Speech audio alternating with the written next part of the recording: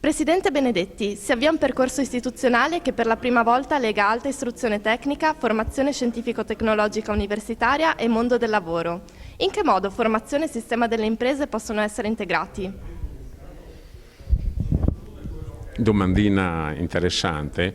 Comunque possono e devono essere integrati collaborando primo con degli stage organizzati degli studenti presso le aziende e secondo, come stiamo facendo all'ITS, e credo sia estendibile anche per certi aspetti all'università, concordare insieme le linee di sviluppo, l'evoluzione che le varie tipi di professionalità in prospettiva richiedono.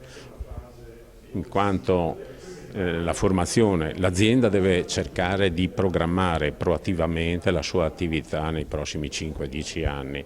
Penso che più l'istruzione, non parlo dell'istruzione di base ovviamente, ma quella parte di istruzione specializzata deve considerare l'evoluzione delle esigenze nei prossimi 10-15 anni e adeguarsi e preparare i ragazzi in modo che siano adatti a questo.